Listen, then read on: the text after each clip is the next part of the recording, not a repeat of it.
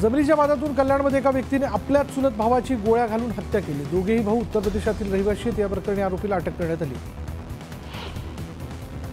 नवी मुंबईतील APMC police ठाण्याच्या हद्दीतील एका हॉटेलवर छापा टाकत वेश्या व्यवसायातून 3 महिलांची सुटका करण्यात आली। या प्रकरणी 3 आरोपींना ताब्यात घेण्यात आले तर चौथा आरोपी फरार असल्याची माहिती। केडीएमसी हद्दीतील अनधिकृत इमारती प्रकरणी ठाकरे गटाने धक्कादायक प्रकार उघड केलेला आहे। कोर्टाच्या निकालानंतर साईगालीत इमारतीत एका खोलीचं रजिस्ट्रेशन झालं। रजिस्ट्रेशन बंद असताना हे कसं शक्य झालं असा सवाल ठाकरे गटाने केला। वाशीतल्या पामबीच मार्गावर वाहन चालकांचा जीव घेणा प्रवास सुरू आहे। अपघाताची घटना ताजी असताना वाहन चालकांकडून विरुद्ध दिशेने प्रवास करून वाहतुकीचे नियम धाब्यावर बसवले जातात।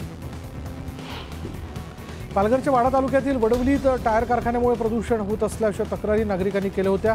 कारखान्यातील धुरामुळे नागरिकांना त्रास सहन करावा लागतोय आणि दरम्यान नागरिकांना त्रास होत असेल तर असे कारखाने तातडीने बंद करावेत असे आदेश मंत्री गणेश नाईकांनी दिले। उल्हासनगर कॅम्प 5च्या गायकवाडपाडा परिसरात सिमेंट काँक्रीटचे रस्ते आहेत, मात्र रस्त्यावर 12ही महिने सांडपाणी वाहतंय, त्यामुळे रहिवाशांना त्रास होतोय। तक्रार करूनही पालिका दुर्लक्ष करत असल्याचा आरोप रहिवाशांनी केला। उल्हासनगरमध्ये नेताजी चौक ते कैलास कॉलनी भागातील रस्त्याचं काम अर्धवट आहे। गेल्या वर्षभरापासून हा रस्ता खोदून ठेवण्यात आला आहे, मात्र महाशिवरात्रीच्या निमित्तानं लाखो भाविक या परिसरात येतात। इथे मोठी जत्राही भरते, पण रस्ताच नीट नसल्यानं महाशिवरात्रीच्या आधी रस्ता नीट करा अशी मागणी मनसेनं केली। कृषी मंत्री माणिकराव कोकाटेंना 15,000च्या जात मुचलक्यावर जामीन मंजूर करण्यात आला। सत्र न्यायालयाने अपील करण्यासाठी 30 दिवसांची मुदत दिली आहे। माणिकराव कोकाटे आणि भाऊ सुनील कोकाटेंना मुख्य न्यायदंडाधिकारी न्यायालयाने शिक्षा सुनावली। कृषी मंत्री माणिकराव कोकाटेंना नाशिक जिल्हा न्यायालयाने दणका दिला। माणिकराव कोकाटे आणि त्यांचे भाऊ सुनील कोकाटे यांना 2 वर्षांची शिक्षा ठोठावण्यात आली आहे। कागदपत्रांच्या फेरफार आणि फसवणुकी प्रकरणी नाशिक न्यायालयाने शिक्षा ठोठावली। ही 30 वर्षांपूर्वीची राजकीय केस आहे। राजकीय वैर्यातून माझ्यावर केस करण्यात आली होती असं स्पष्टीकरण माणिकराव कोकाटेंनी दिलं। माझ्या राजीनाम्याची मागणी होऊ शकते असं कोकाटे म्हणाले। मुख्यमंत्री लाडकी बहीण योजनेचे निकष आता अधिक कठोर केले जाणार आहेत। नव्या निकषांनंतर लाडक्या बहिणींची संख्या 9 लाखांनी कमी होणार आहे। नव्याने 4 लाख महिलांची संख्या कमी होणार असल्याची सूत्रांची माहिती आहे। गरज सर्व वैद्य मरो या उक्तीप्रमाणे भाजप सरकार लाडक्या बहिणींना फसवत आहे अशी टीका विजय वडेट्टीवार यांनी केली। लाडक्या बहिणींनी सरकारला जागा दाखवावी असं वडेट्टीवार म्हणाले। लाडकी बहीण योजनेचे निकषात कोणतेही बदल करण्यात आले नसल्याची माहिती मंत्री आदिती तटकरे यांनी दिली। ज्या बहिणी निकषात बसत नाहीत अशा बहिणींनाच योजनेचा लाभ मिळणार नाही असं तटकरे म्हणाले। ऑपरेशन टायगरच्या पार्श्वभूमीवर डॅमेज कंट्रोल करण्यासाठी पुण्यात ठाकरे गट ॲक्शन मोडवरती आला। गेल्या 3 दिवसात तब्बल 180 शिवसैनिकांच्या वॉर्ड निहाय मुलाखती घेण्यात आलेल्या आहेत। धाराशिवचं राजकीय टायगर ऑपरेशन मी नाही तर स्वतः उपमुख्यमंत्री एकनाथ शिंदे करणार असं विधान पालकमंत्री प्रताप सरनाईक यांनी केलंय। वाघ 2दा जाळ्यात अडकलेला पण योग्य ठिकाणी इंजेक्शन न दिल्यानं तो सुटला असंही सूचक विधान सरनाईकांनी केलं। भाजप नेते खासदार अशोक चव्हाणांच्या भोकर मतदारसंघात आमदार प्रताप पाटील चिखलीकरांनी 100 गाड्यांच्या ताफ्यासह जोरदार शक्ती प्रदर्शन केलं। चिखलीकरांनी राष्ट्रवादीचा मेळावा घेत अनेक पदाधिकाऱ्यांचा पक्षप्रवेश करून घेतला।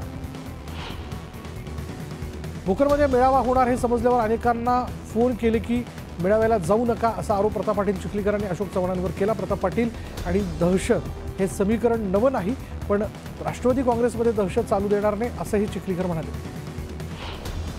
धनंजय मुंडेंच्या प्रकरणावर शिंदेगट नाराज असल्याची चर्चा रंगली होती।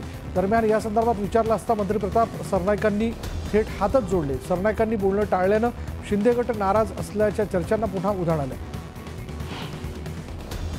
नवी मुंबई भाजपकडून सभासद नोंदणी कार्यशाळा घेण्यात आली। भाजपचे प्रदेश कार्यकारी अध्यक्ष रवींद्र चव्हाण आणि आमदार विक्रांत पाटलांच्या उपस्थितीत हा कार्यक्रम घेण्यात आला। शिवसेना पदाधिकारी अशोक धोडी अपहरण आणि हत्या प्रकरणाच्या 1 महिन्यानंतरही मुख्य आरोपी अविनाश धोडी अजूनही फरार आहे। अविनाश धोडी पालघरमध्येच असल्याचा दावा धोडी कुटुंबियांनी केला।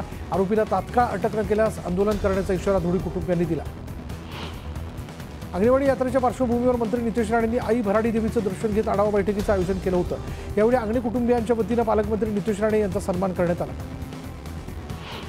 संगमनेरच्या गुंजाळवाडी परिसरातील एका घरात बनावट नोटा छापल्या जात असल्याचा धक्कादायक प्रकार समोर आला। पुणे गुप्तचर विभागाने या घरावर छापा टाकला आणि या प्रकरणी नोटा छापण्यासाठी वापरण्यात येणारे प्रिंट, कागद आणि बनावट नोटा जप्त करण्यात आल्या। बुधवारपासून नाशिक शहरातली अनेक रेशन दुकानं बंद आहेत। केवायसी मशीन बंद असल्यानं नाशकात धान वितरण ही ठप्प झालंय, त्यामुळे दुकानाबाहेर नागरिकांची गर्दी पाहायला मिळते। ओबीसी समाजाच्या विविध मागण्यांसाठी राष्ट्रीय ओबीसी महासंघाच्या वतीनं राज्यभर आंदोलन करण्यात आलं। मागण्यांचे शासन निर्णय काढून त्यांची अंमलबजावणी करावी, तसंच बिहारच्या धर्तीवर महाराष्ट्रात जातनिहाय जनगणना करावी अशी मागणी आंदोलकांनी केली। अहिल्यानगरच्या कोपरगावात शहर महाविकास आघाडीच्या वतीने नगरपालिकेवर मोर्चा काढण्यात आला। कोपरगावात लवकरच अतिक्रमण हटाव मोहीम राबवली जाणार आहे। या मोहिमेला स्थगिती देण्याची मागणी आंदोलकांनी केली। भारतीय कम्युनिस्ट पक्षाच्या वतीने अमरावती जिल्हाधिकारी कार्यालयासमोर धरणे आंदोलन करण्यात आलं। कॉम्रेड गोविंद पानसरेंच्या मारेकऱ्यांचा जामीन रद्द करावा अशी मागणी आंदोलकांनी केली। महावितरणच्या सक्तीच्या वसुली, लोडशेडिंग, नवं कनेक्शन न देणं, सोलापूर पंप प्रतीक्षेत ठेवणं या समस्यांमुळे शेतकऱ्यांमध्ये तीव्र असंतोष आहे। या विरोधात महाविकास आघाडीच्या कार्यकर्त्यांनी महावितरणच्या कार्यालयावर ठिय्या आंदोलन केलं। 8 दिवसात तोडगा न काढल्यास तीव्र आंदोलनाचा इशारा देण्यात आला। अमरावती जिल्हा सामान्य शासकीय रुग्णालयातील शासकीय परिचारिकांनी आक्रमक पवित्रा घेतला। काम बंद आंदोलन करत परिचारकांना मिळणारे भत्ते, पदोन्नती अशा मागण्यांसाठी परिचारिकांनी आंदोलन पुकारलं। सांगलीच्या कदमवाडी रोडवर दगडाने ठेचून एका युवकाची हत्या करण्यात आली। हत्येचं कारण अद्याप अस्पष्ट असून प्रकरणाचा तपास सुरू आहे। सिडकोतर्फे 26,000 घरांची ऑनलाईन सोडत काढण्यात आली। त्यात 21,399 जणांना त्यांच्या पसंतीचं घर मिळालंय। सिडकोच्या इतिहासातील ही आतापर्यंतची सर्वात मोठी लॉटरी आहे। स्कूल बसची 18% भाडेवाढ मागे घेतली जाण्याची शक्यता मावळली आहे। अवैध खासगी वाहतूक रोखण्यास महायुती सरकार सपशेल अपयशी ठरल्यामुळे बस मालक संघटना आक्रमक झाली। सरकारने अवैध खासगी वाहतुकीला मोकळे रान दिल्यानं मी भाडेवाढ मागे घेणार नाही असा पवित्रा स्कूल बस ओनर्स असोसिएशनने घेतला। इयत्ता 10वी उत्तीर्ण अंगणवाडी सेविकांसाठी 1 वर्षाचा तर 12वी उत्तीर्ण सेविकांना 6 महिन्यांचा बालशिक्षण प्रमाणपत्राचा कोर्स बंधनकारक करण्यात आलाय आणि नवीन राष्ट्रीय शैक्षणिक धोरणाची अंमलबजावणी आगामी शैक्षणिक वर्षापासून होणार असल्यानं सध्या जिल्हा शिक्षण आणि प्रशिक्षण संस्थेतर्फे प्रशिक्षण दिलं जातं। रसायन वाहून नेणाऱ्या टँकरला मुंबई गोवा महामार्गावर टँकर हा जो आहे तो उलटलेला आहे। अपघातानंतर टँकरमधील रसायनाची गळती सुरू झाली। गळती झालेलं रसायन सांडपाण्याच्या गटारातून थेट गावात वाहत आहे। घातक रसायनामुळे नागरिकांना श्वसनाचा आणि डोळे चुरचुरण्याचा त्रास सुरू झाला। अपघातानंतर टँकर चालक फरार झाल्याचं कळतंय।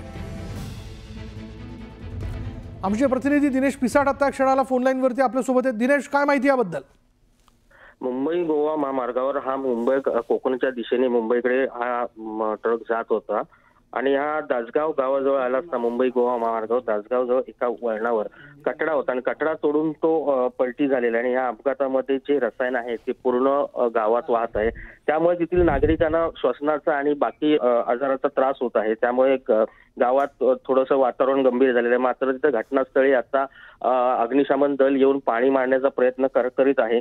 गळती झाल्यामुळे सांडपाण्यामुळे थेट गावात पाणी वाहत असल्यामुळे नागरिक थोडेसे भयभीत झाले आहेत। या रसायनामुळे श्वसनाचा, डोळ्याचा आणि डोळे चुरचुरण्याचा मोठा त्रास होत आहे। मात्र हा जो ट्रक पलटी झाला यातील जो चालक आहे हा ट्रक टाकून फरार झालेला आपल्याला पाहायला मिळत आहे। धन्यवाद दिनेश या सगळ्या माहितीबद्दल।